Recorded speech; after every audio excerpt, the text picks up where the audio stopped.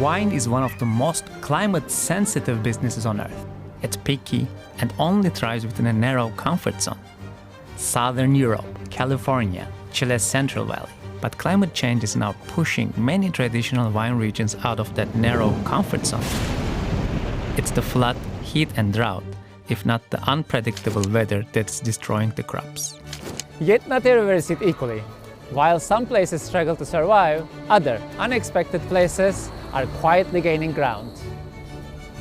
This is a story about transforming wine business and how climate change is reshaping where value is created and lost.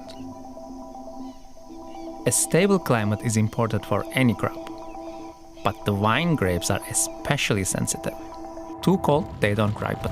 Too hot, they ripen too fast. Too dry, growth shuts down. Too wet, disease spreads.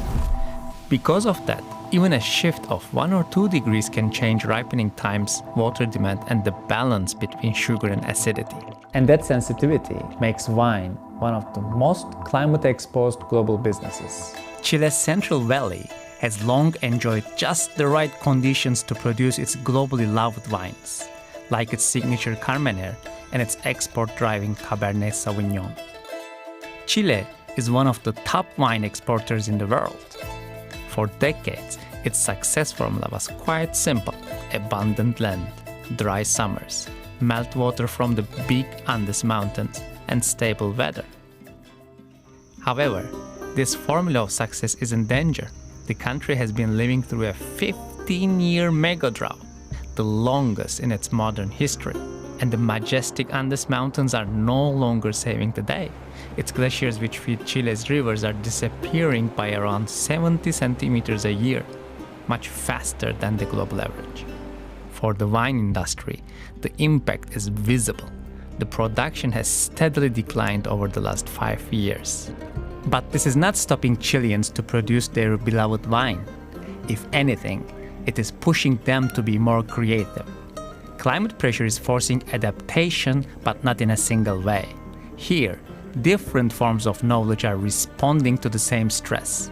And for many, it means going back to the roots, because here, wine is not just an industry, it's a way of life. Soy José Luis Sepúlveda y soy campesino. Nuestro campo es un ecosistema que está integrado, en donde no solamente son parras, en donde no solamente se trabaja el viñedo, sino que también nosotros tenemos animales y aves que son parte del ecosistema de nuestro campo y que también los utilizamos para el manejo de nuestro viñedo. Sepúlveda farms just under 2 hectares. His vines are centuries old. His tools are knowledge passed through generations. El hecho de tener estos árboles es súper importante porque en el verano pasan. En el verano, para el tema de bajar las temperaturas, con este tipo de árboles podemos bajar por lo menos 10 grados sin problema. El tema de las abejitas que nosotros tenemos acá para nosotros son súper importantes por el indicador que significa de nosotros no utilizar insumos químicos de síntesis química.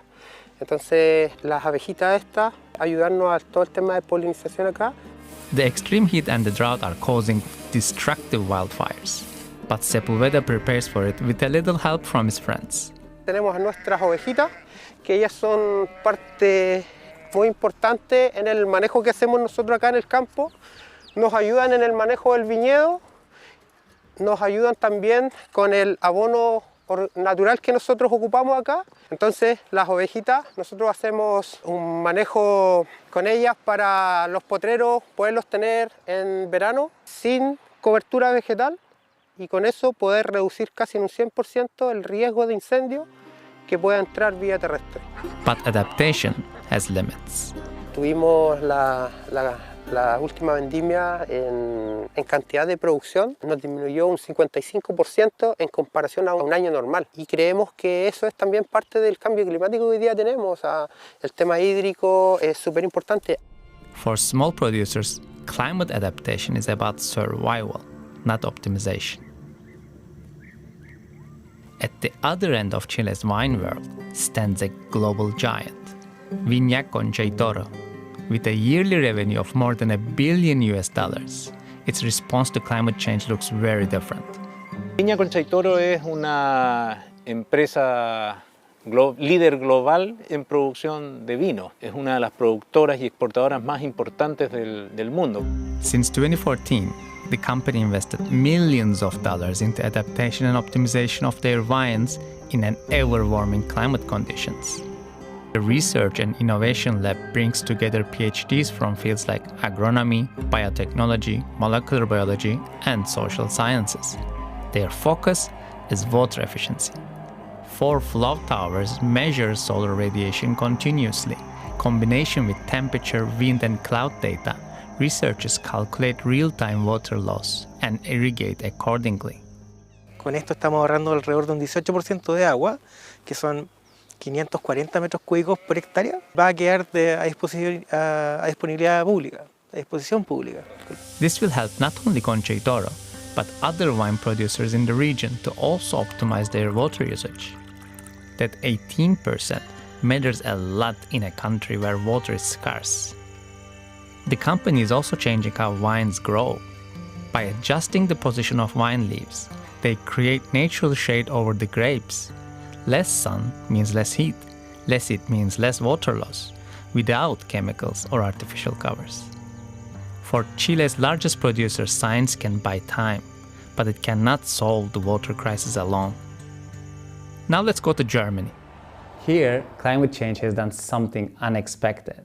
Instead of threatening the production, warming temperatures are actually helping wine growers grow better grapes. Germany has a long wine tradition, especially along the Rhine and Mosel rivers.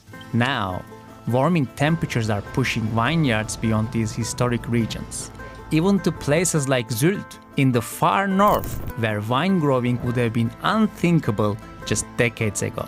At the moment, Germany is definitely a winner of the warming trend. This is Professor Hans Schulz. He's one of the leading experts in Germany researching the impact of climate change on viticulture. As a member of winemaker family, he knows firsthand how winemaking has been changing in the country. Growing grapes to full maturity, to full expression of the wines actually is much easier today than it was many years ago. For much of the 20th century, German winemakers struggled to ripen grapes. Harvests were late and quality was inconsistent. Schulz remembers it. It was extremely high in acidity. So at the time you had to de-acidify each year. You wouldn't have been able to consume it actually. And today, 45 years afterwards, we are allowed to add acidity. German wine is now more robust and aromatic. The exports are going up too. As the quality of German wine increases, so does its price. The average price of each bottle is also going up more quickly than the cost of living. So is Germany the future of wine? For now, warmer temperatures are helping grapes ripen more reliably. Quality has improved. Harvest is easier. But Germany's advantages has limits, and one of the most important warning signs is underground. At Geisenheim, soil temperatures have been recorded since 1919 down to 1 meter below the surface several times a day. Comparable datasets barely exist elsewhere. If you analyze these type of data, you can see that from the beginning of the measurement to today, we have an increase of 7 degrees centigrade in the soil. And that changes the entire microbiome in the soil, the water relations, the nutrition part. We are just starting to scratch at the surface to know what actually is happening. Soil warming matters because soil controls how vines absorb water and nutrients. It shapes vine health, resilience, and long-term productivity. But because this kind of long-term data is so rare, scientists are still catching up. Warming also brings biological risks. Milder winters allow pests to survive that once died off. It will be decisive if the climate is only warming or if it is warming and you'll have more rainfall, for instance. Warming plus moist conditions are very suitable for a lot of fungal diseases.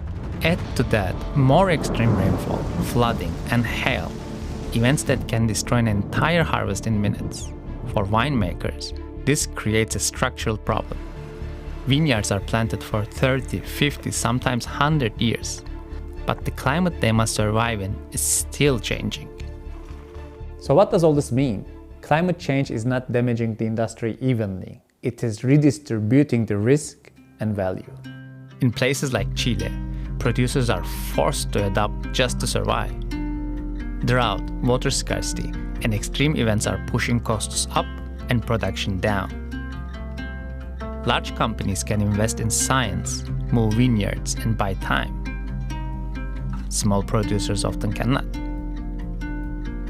In Germany, warming has improved growing conditions for now.